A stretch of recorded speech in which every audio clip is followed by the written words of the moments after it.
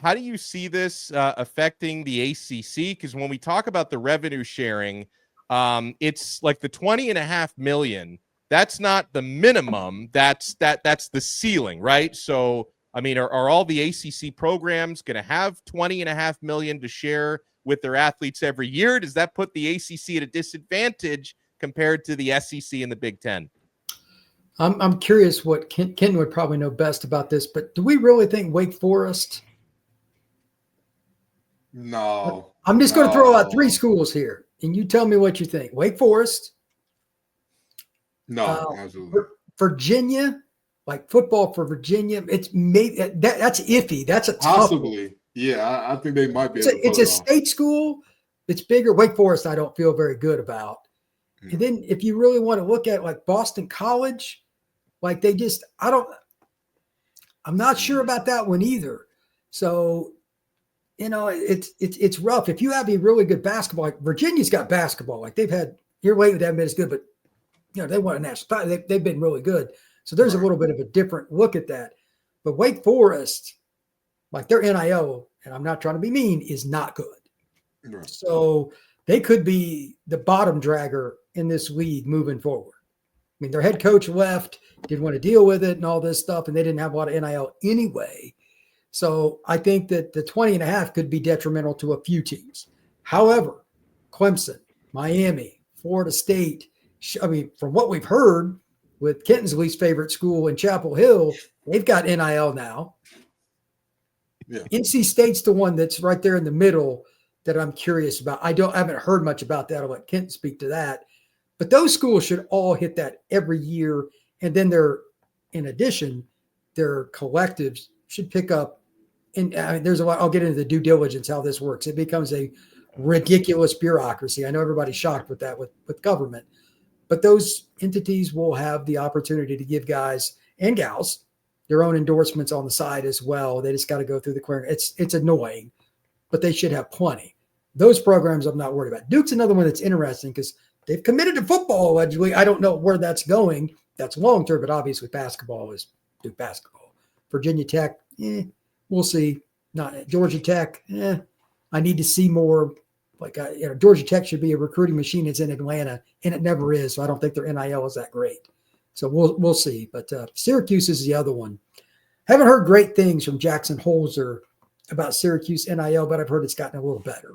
Mm-hmm. But because that's a basketball school, for football purposes, I wonder how that's going to work. That could be an interesting dynamic because they've got a real coach. So they haven't been good at football in quite a while. So maybe this will change around and some of their donors will pony up a little bit. So we talked about the team aspect of it and how it affects the teams, but let's talk about the individual for a second here. Let's talk about the players. One of the lesser discussed parts of this is that the NIL aspect is supposed to be reduced to, hey, you can only get fair market pay for whatever your services are, whatever service these athletes are providing. Is that something that you see sticking here? Is that something that you're like, oh, we're one lawsuit away, and that lawsuit's probably going to be filed today. We're recording this on the 9th. That lawsuit will be here on about the 10th. What do you think, Brian? Well, I decided to take the smart route and ask a few of my lawyer buddies about this, and I got different answers. The consensus was for a very short time, this will settle as people try to figure out how to attack it. But the problem is the words that the people in the NCAA and athletic directors loathe like four-letter words, and that is employees. We got to make them employees. There's no collective bargaining unless they're employees. But what happens when they're employees? Benefits. That is a four-letter word to these people. They're stuck because like MLB, NFL, soccer, anything, they're employees. They get benefits. Like Kenton, like he had in medical when he retired. There's benefits from that stuff when you get into the whole legal aspect. If you're a pro player, like, can you imagine what an NFL, baseball, or anybody like that plays pro? Man, if they got something that happens down the line because they don't want to get sued, they'll take care of that stuff. They might have to fill out some pay. They're taking care of them. They're trying to avoid it. They're not saying it, but they don't want to deal with any of that. That's what the problem is here. So Kenton is right. There will be lawsuits, but I was told that because of this, there are different entities that can and do judge how much somebody's worth is. But we're talking about teenagers, which that makes it even harder because this isn't a 26-year-old that's in his second contract out of MLB. making $25 million a year.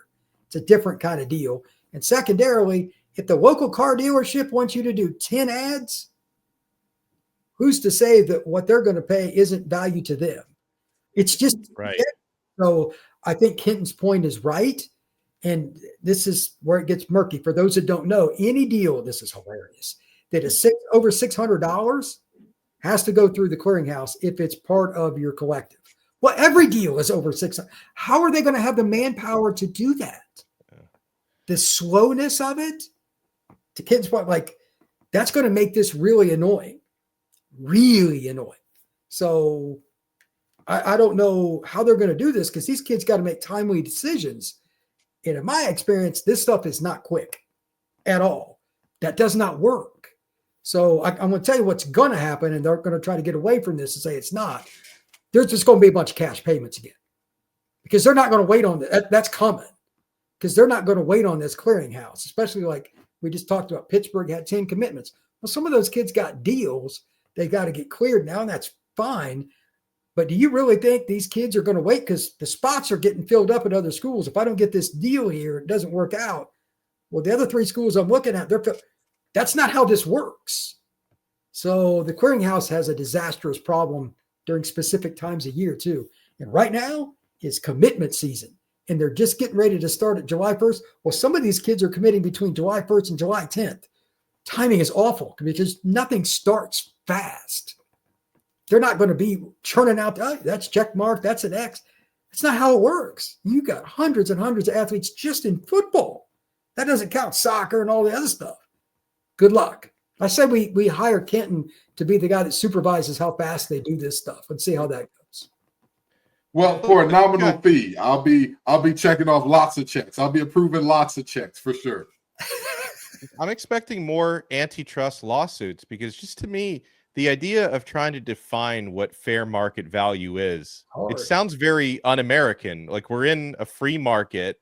Capitalism, baby. I always learned growing up that market value is what somebody is willing to pay you. Like that's how you define what someone's value is. So then, I mean, what's to say, because if a certain student athlete, we still call them that, is more marketable than another, like, well, what's to say that the quarterback shouldn't be getting, a deal 10 times higher than, a backup offensive lineman? And how do they define that? And how do you go about defining that without collective bargaining? So I feel like, maybe a few problems have been solved with this. And I think the point that gets buried a little bit too much, because people tend to focus on the negatives more than the positives.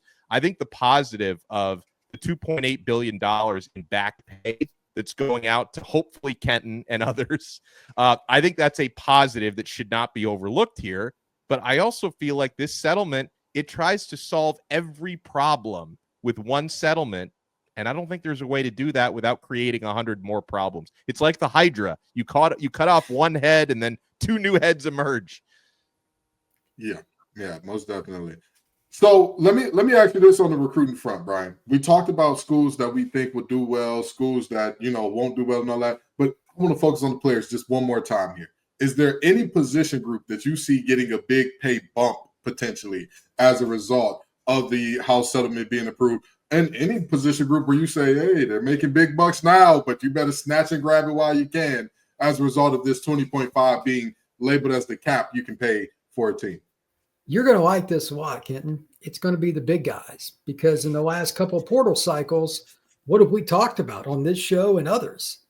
How many offensive linemen in particular, the guys you used to battle, get in the portal that are good, not the guys that ain't playing? It's a low number. So the guys that are on rosters already, look, if you want to keep it that way, how good? Think about this. The guys you battled when you were at NC State, when your left tackle was hurt and the second string guy came in, was the O-line the same?